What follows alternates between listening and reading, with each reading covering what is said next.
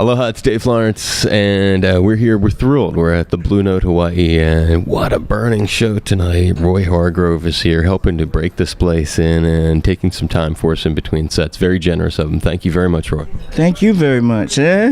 It's good to be talking to you, and what a thrill to be playing here. How's this venue? You've been all over the world and to other Blue Notes, no doubt. This is a nice one. It's new. A nice feeling tonight? Oh, man, this one is really nice, mainly because, like, it's so comfortable here being on the beach in the nice weather, and whenever you can get into some comfortable natural surroundings, it's always good for the music, so I'm just glad we're blessed. It's a great accompaniment for the music, and I was reading a little bit about you, and I was seeing how your parents credited with discovering your musical ability and talents in you early on. I was hoping you could share some stories of maybe that discovery, the way you remember it happening. Well, I mean, my dad collected a lot of records, and he had a good ear for knowing what was going to be like the next big thing, so to speak. So people would used to come to our house to see what we had in his collection, so they would know what to go buy. We had a place in Dallas called the Sound Warehouse, and every weekend he'd go get like a couple of records, and people would come over our house to see what we had. So I mean, ever since I was probably old enough to speak, I was kind of into music, even by osmosis. Back then it was more like the Temptations, Four Tops, Parliament, Funkadelic, George Clinton, and a lot of the stuff in the 70s. And I guess around the time I was about 9 years old, I joined the school band, and my band director at the time had a very special thing. He could teach us how to improvise. And we're in Texas, so it's kind of like based on the blues, so you learn a few little blues things, and it's sort of like it's a little bit different because it kind of gives us an understanding of emotional quality in playing music. Even before we learn all the technical things that go with it, you get the emotional thing, the spiritual thing. Even as a young person, some people can understand. You can understand that. But anyway, I went on to high school, which is an art school, and then I went to Berkeley in Boston. And I guess around my end of my high school tenure, I met this guy, Larry Clothier, here. And he took me on tour to Europe. And I began to go to these jazz festivals that would feature a lot of my heroes, people that I knew. Listened to on record. A lot of my favorite musicians, people like Dizzy Gillespie and Freddie Hubbard and Woody Shaw, and even some other lesser known musicians, but with great talent that taught me a lot. People like Ronnie Matthews and Larry Willis and Jimmy Cobb, Walter Booker, and there's so many of them, that I learned from by just them being examples. I just watched them on the bandstand, and they really taught you how to be like a grown-up, musically speaking. You had some formative cats, though, who you got to interact with both. There's a middle school encounter and a high school encounter that I read about, the David Fathead Newman thing, and then later on Winton. And I was when you look back at the road that you've been on, do you say to yourself, well, those were two really crucial experiences? Definitely. I mean, I think it's really important for, a young musician that's starting out to get the experience of being around the elders, because this can, it just shows you a great example on how to do it right, And those cats, do you still remember either of those experiences when the teachers, because I look at that as like school and a music education really having a critical role in your life. Yeah, definitely. Education is very important, and there's different kinds of education. You got you got the school of hard knocks, and then you got the actual school where you're in a building and sitting there taking the notes or whatever. But there's nothing like the kind of education you get from actually being there and seeing it live. I used to frequent this little bar. It was like a club that featured all the. Actually, it was a place where most musicians went to after they finished their gig. It was like a piano bar called Bradley's, and I used to go there all the time and hear some of the greatest musicians I ever heard.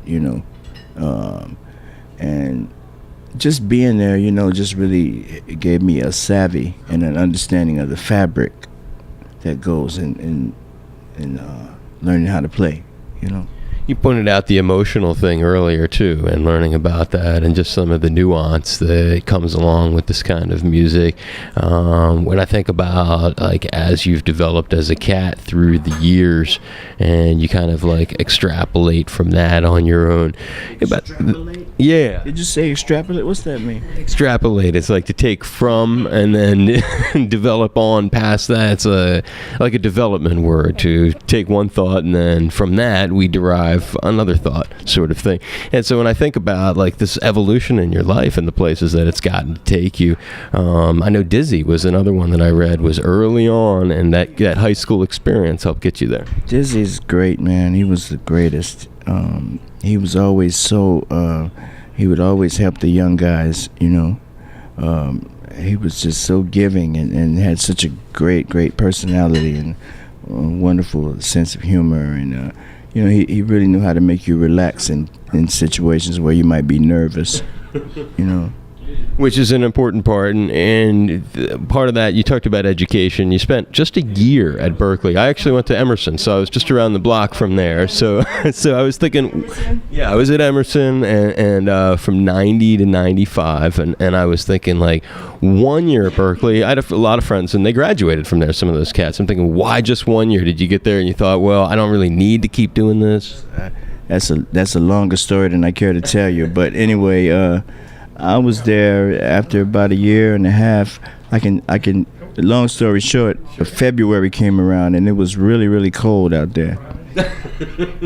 Well, I'm in Hawaii, so we have that in common. Yeah. And that chased you away. Yeah, well, that's one of the things. But I know New York was calling. I mean, I was spending more time in New York than anything, so I thought it made more sense to change and go to school there instead. For someone like myself, when you read about commissioned to do music, Lincoln Center Jazz, when I think about that, explain what that means. I look at the Love Suite in Mahogany. How does that work when you get an opportunity to do something like? Well, because I look at that and I think, wow, what is that? That's like for people outside who are not doing music like this. You think, wow, that sounds very heavy, commissioned. Explain it to us. Give us an idea. How do you get to have that privilege? Well, I did. They called me and asked me to do it, and I did it. I was really excited about doing something like that, especially sharing the bill with Terrence Blanchard, one of the great composers of our time. I just, I sat down and put it together. It was really a lot of fun. I thought people had forgotten about that, man. And so, on your own, it's just like they say again. Is there a video of it somewhere? I would like to see a video of it, but it just makes me think. That's a pretty prestigious thing, no? Yeah, of course. I was glad to do that. How long does it take to do something like that? For me, it was, I don't know, it took a couple of days. It doesn't take me long to write,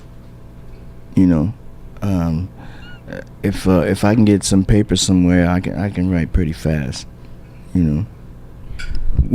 Something like that, it was just a matter of me putting together the right musicians for it. And at that time, I think we had it was Jesse Davis and Ron Blake and who else was there, man? Greg Hutchinson, Mark Carey, Rodney Whitaker, and my homeboy Andre Hayward on trombone. Yeah, that was a lot of fun, actually. I remember that. I still have the flyer to that in a nice frame. I'd frame that too if that had been mine. When you talk about names and cats that you've gotten to work with, as we go to wrap it up with you, 'cause your time is very valuable. A guy that was really in Boston. I mentioned I was in Boston too. I used to go to Scullers. I used to go to the Regatta Bar. All these places. I'm sure that you've played many times. Fred Taylor over at Scullers, a great guy.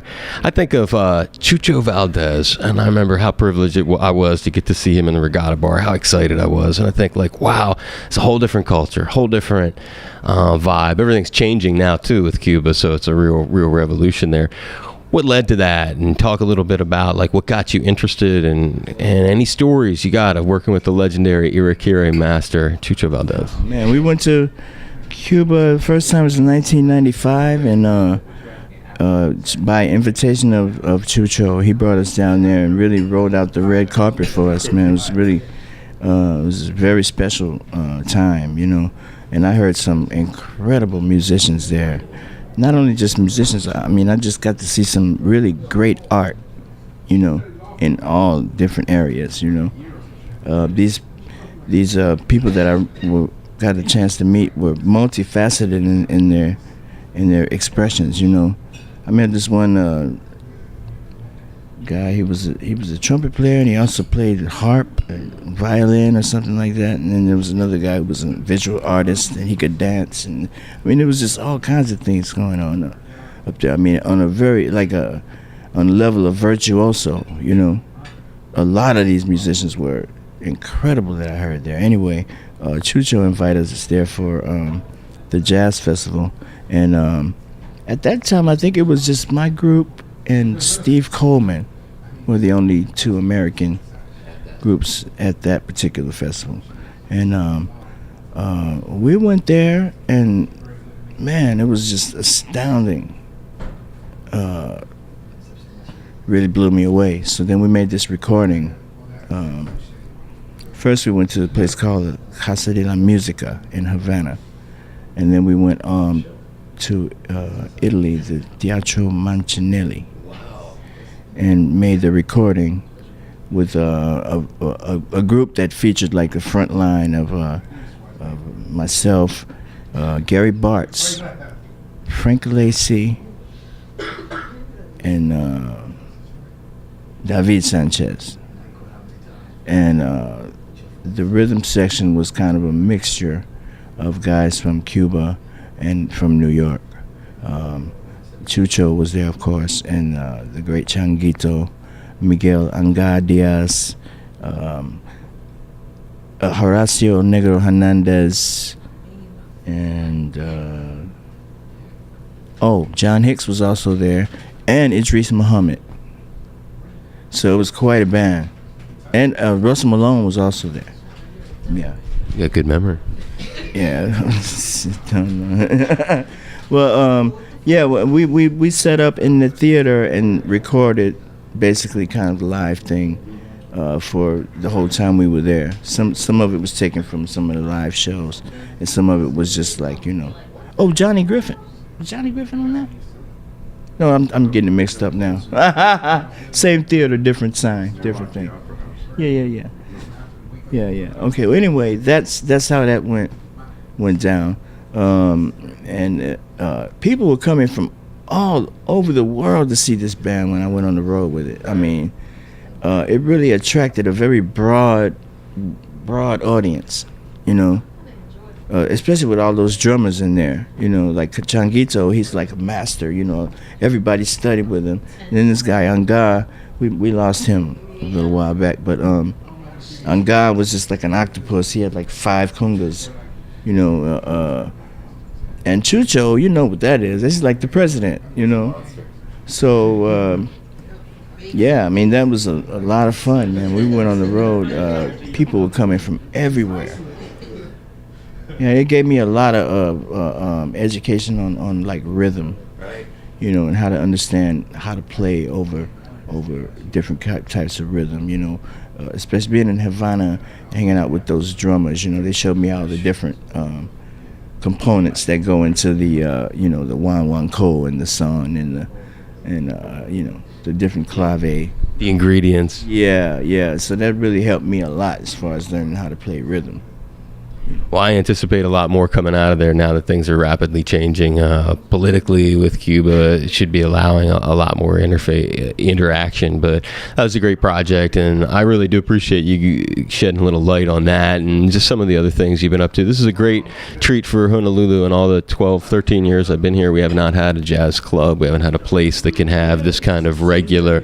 Yeah, I live here. I've lived here since 2002. And I just wanted to say, you know, not only is it a thrill to talk to you, but thank you for being being willing to take the booking and be out here. It's just it's a great treat for Honolulu and for Hawaii Public Radio to get to talk to you. You like it, huh? Oh, I liked it. I loved your set, and just thrilled that we. I mean, it's kind of, I can get lost and really think when you're playing. Oh, thanks, man. Thanks a lot. And we do appreciate it. Thank you for taking a few minutes for us. No problem.